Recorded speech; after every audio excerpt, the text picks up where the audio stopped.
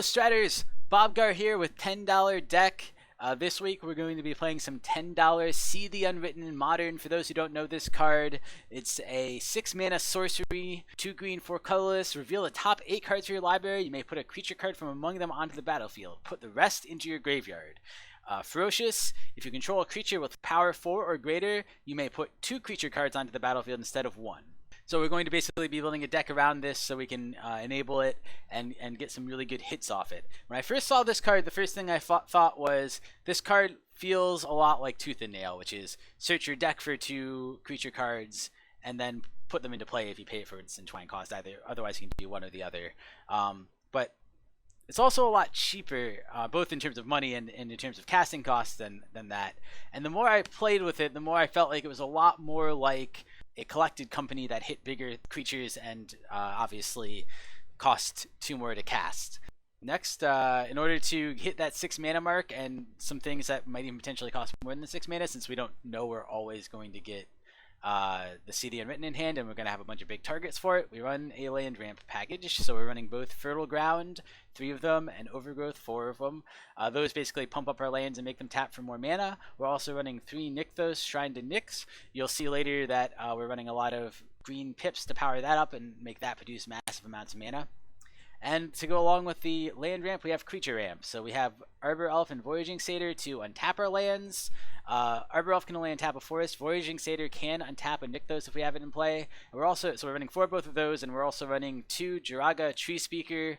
He's a little bit of a high risk mana dork to run, but in this case we need so much mana that the risk is worth it for the reward, which is, you know, basically an elvish mystic that taps for 2 mana instead of 1. So now that we have those, we need to talk about our ferocious enablers. So See the Unwritten, if you just get 1 creature off it, isn't that good. So even though we really want to be hitting super high-end stuff if we can, we need lower-end things to both enable ferociousness and also enable our Nykthos to pump for more mana in case we don't have the See the Unwritten and we just need to hit our big threats naturally. So to do that, we run 3 Leatherback Baloths. It's one of the cheapest cards with 4 power to enable ferocious that you can get, and it also obviously adds 3 green pips to enable our Nykthos to reduce more mana. 3 Polukranos. He's great. I don't want more than 3 because he's legendary. He also has a few less pips, and his Monstrous Claws lets him fight other creatures, which is actually really powerful in this deck. He's really one of our only sources of removal. And then 2 Vorapede to top things out. The Undying is really nice, especially. Vigilance and Trample can also both be important. But the fact that he survives board sweepers, which the deck can be a little bit weak to, is a big game. And obviously he turns on Ferocious and adds 3 pips, which is really nice. And then we get to our payoff cards, our finishers. So our finishes are Hornet Queen is great. Basically helps us stabilize a lot against strategies that are creature strategies. If we can get to it, we'll put a whole bunch of Death Touch creatures on the board that they will have trouble getting past. Primalcrux is kind of almost the ultimate card in this deck. A lot of times it comes down, so it comes down normally as a 6/6. It has power and toughness equal to the number of green pips, basically to your devotion to green, and it has trample, and so a lot of times your devotion to green by the time this comes out will be, you know, 13 or 14, so you just come out with a 13 or 13 trample or something like that, which is really powerful. And he's 6 mana, so we can actually play him naturally a lot of the time too if we have to. He's the same cost as See the Unwritten. A lot of times you'll end up with him and See the Unwritten, and you'll just play him out first, hope that he survives so you can get the 2 hit off See the Unwritten the turn after. And 2 Woodfall Primus. He's the biggest guy in the deck. He has a lot of utility. When he comes into play, you can destroy a non-creature permanent, so you can take people off Tron, you can destroy ensnaring bridges, so you can swing past, lots of things like that. And the fact that he has Persist also means he survives past the sweeper. Not only that, if they try to sweep in, when he comes back in, you get to destroy another non-creature permanent, so you get to destroy another land or important artifact they have or whatever. So super powerful. And then the other stuff. So we're a green deck. We need to run some forests. We run 18 of them.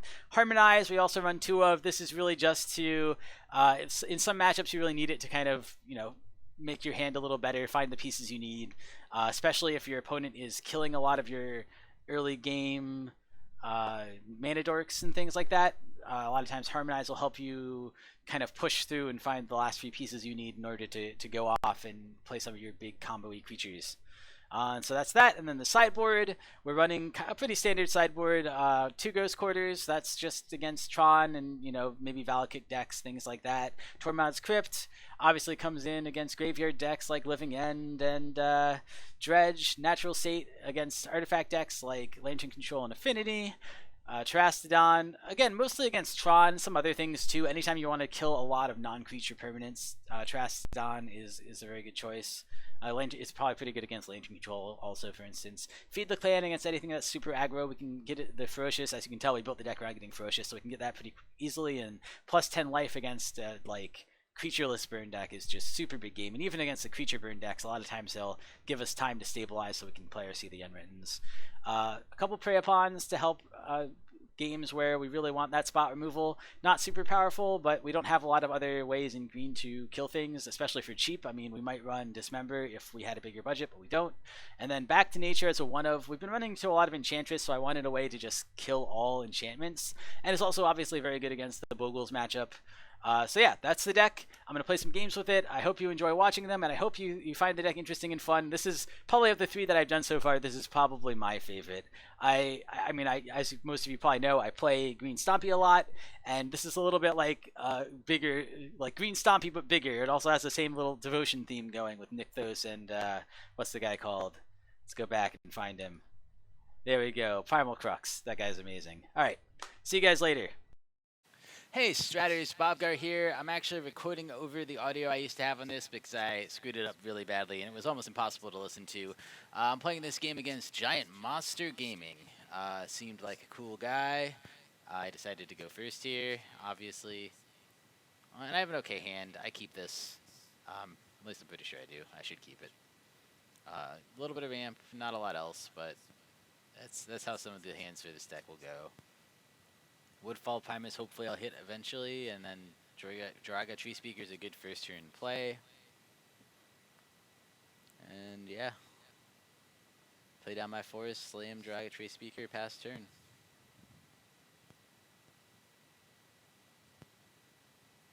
So on his turn, he's going to play down a red-black land. That's going to make me slightly worried that he has Bolt Up to kill my Mana Dork.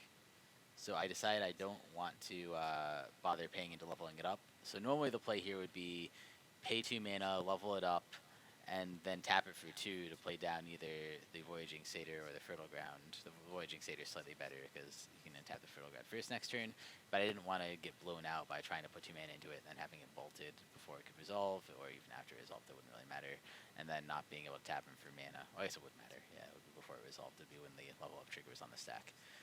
He breaks it instead just for a tapped black-red land, a Blood Crypt.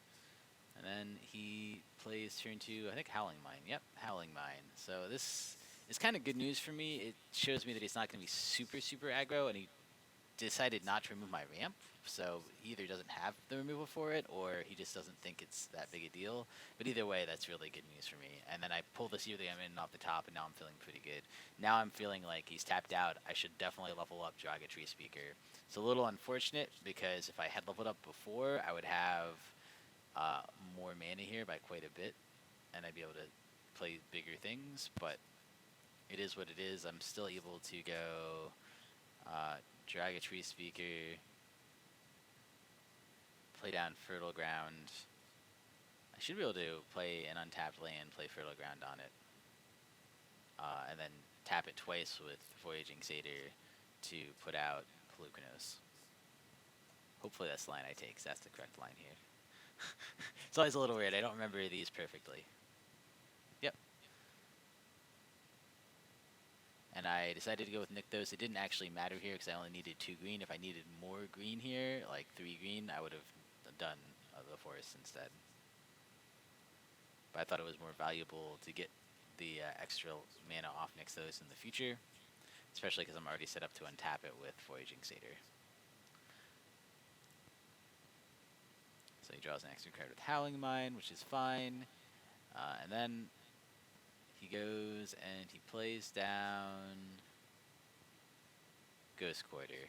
And Main deck Ghost Quarters are actually not that common in Modern, but against a deck like this, they're kind of really bad for you. They both kill Nykthos and they kill your mana ramp, and in this case, they get to kill both. So it puts me pretty far behind where I wanted to be. Obviously, I just grab a forest, that's my only option. I kick myself here a little bit for not using the mana ramp on a forest, because that would have obviously been way better. And then in addition to that, he managed to Pyroclasm and wipe away my mana dorks. So that's the reason he might even have bolt. That's the reason he didn't try to bolt them. But this is good news. I drew an Overgrowth, and that's going to help me ramp back up pretty quick. And I also have a 5/5 beater on the board that I can just attack with. Unfortunately, all I can do is play the Overgrowth, but it's still not bad. And next turn, I can play down my See the Unwritten and hopefully get 2 creatures off it, assuming he doesn't have any way to kill the Polukranos.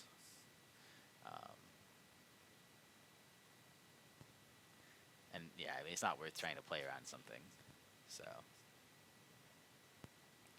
And his turn, he plays down a big fatty. It's a 5/5 that at the beginning of your upkeep, each opponent draws a card. So he definitely wants me to draw cards for some reason. It's not 100% to me clear why. But yeah, here I just slam See the Unwritten. He's tapped out. I can't even be punished for this, really. So I end up hitting pretty well off it, both a Hornet Queen and a Primalcrux. And so, you know, he's a, what, 12/12 trample already, and he's going to probably be bigger next turn because I can just play Woodfall Primus or something. I do have him go back down because he decides to take that trade, but that trade is totally fine for me. I don't know what he's doing, but whatever he's doing involves that kind of effect, so if I can trade it for a creature I didn't really need, it's very worth it for me. He tries to see the, he tries to use Sign and Blood here, draw 2 cards and take 2 damage, but he doesn't find what he needs, so he scoops. He was probably hoping for some kind of single target removal there. Here I realized I forgot to put in my sideboard, so sideboarding for me here is very short. It does not take me long. It turns out if you don't have a sideboard, it does not take long to sideboard. I just bask in the glory of my deck. It's pretty beautiful. It's pretty great. I like my deck a lot. And I go, yeah, look at this fabulous deck I have. Isn't it so great? It's so great. I love it. Alright. And then at some point I'm going to hit submit. Because neither of those cards are useful at all. No, I already did submit. I'm just waiting for him. Alright, fair enough. Yeah, I'm still a little scared of those wipes and the bolts and stuff, but there's not too much you can do about them with this deck. I mean, we're built around a mix of creature and land ramp, so I mean, Ghost Quarters and Lightning Bolts and Pyroclasms do get us a little bit, so we gotta hope to dodge them and hope to get a good hand. This is an amazing hand if it only had land. Like, all these cards are good. I think I point out here that it's kind of neat. It's like, I think I was missing a 5-drop, but otherwise it was like counting up one at a time. And I will keep Harmonize on top here because I had to mulligan a little bit, which sucks. And the Harmonize will help me draw more ramp and draw more good stuff. And I have a little bit of ramp here anyway. So I'm feeling decently about this hand. And this time presumably I will just pay mana into the Joraga Treespeaker because I don't have anything else to do on turn 2. Place on Hanger Backwalker, which is not super threatening to me. And indeed, I play a land. Level up Treespeaker, and I guess I think I swing in for one because he can't really block favorably with Hanger Backwalker here, although it's not exactly a super big attack either. But it's totally fine. It's not a bad attack. He just takes it, goes to 18. Got him. Take that. 1 damage to the face. That was my excited face over there. I was like, yeah, take that, sucker. I have a feeling he has like bolt plus level up here or something. I don't actually remember. Oh, maybe not. I think I slam Overgrowth on one of my lands. Yep, I do.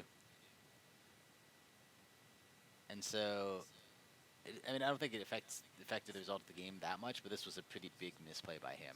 You obviously want to bolt the mana dork before they generate 2 mana, right? So that was just a mistake by him, but that allows me to, no, I clicked the wrong button there. I meant to click Harmonize, but that allows me to Harmonize here as well as playing down the mana ramp. So not totally ideal for me, because obviously I would have liked to have slammed Primalcrux or See the Unwritten, but you know, it still draws me a bunch of cards and gets me in a pretty good position. I'm feeling pretty good about myself right now. Got my best creature in hand, and that creature will turn on the 2 See the Unwrittens in hand, and I have plenty of mana for both, and it's going to be a little hard to take me off it given my hand. This time I learned my lesson. I think actually, do I just slam Primalcrux? Oh yeah, I have to slam. I don't have enough to do anything else here. So I just slam Primalcrux here, and the next turn I'm set up for a good See the Unwritten, hopefully. My opponent, I don't remember what he does here. He's mostly been slowly leveling up his Hangierback Walker. He has an Eidolon of the Great Revels, which is pretty useless against me. I don't have a whole lot of low end. I do play Fertile Ground into it, which I really don't have to here. I was just like, well, maybe I'll need more mana in the future, and it doesn't really hurt to play it out. I mean, I guess it literally hurts for 2 damage, but there's nothing I can't cast from it, because I'm going to be able to still See the Unwritten after I play it, because it costs me 2 mana, but it generates 1, so I was at 7, and I go to basically being at 6, and all my stuff is 6 mana anyway. So hit See the Unwritten, and what do I get off it? I get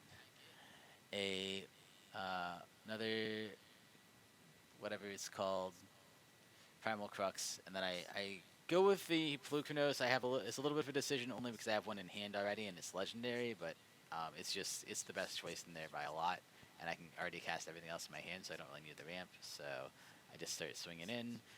He blocks with this Hangierback here, which generates a few tokens, but my guys all have trample pretty much, so he goes to 4 anyway, passes turn, looks at his hand, realizes he can't win, and I think he pretty much scoops it up here. I don't think he lets me swing in for lethal. Yep, that's the game.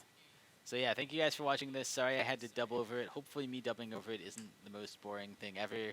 I thought it was it was a very fun game to play. I am very curious what his deck is. Apparently, I looked up the name, and I suspect he's a YouTuber who makes budget decks as well. So it was probably some kind of budget deck trying to do something, but I have no idea what it was. But anyway, yeah, that was a lot of fun. So thank you guys for watching. I'll see you next time. Hey guys, Bobgar here. I just really wanted to quickly say, if you enjoyed the video, please give it a like. If you enjoy my content in general and would like to see more of it, subscribe. I'll be coming out with more content in the future. And please leave me comments and let me know what I'm doing right, what I'm doing wrong, both in terms of production and in terms of my play and my deck building and all that. Thank you guys so much for watching. I really appreciate it, and I will see you guys next time.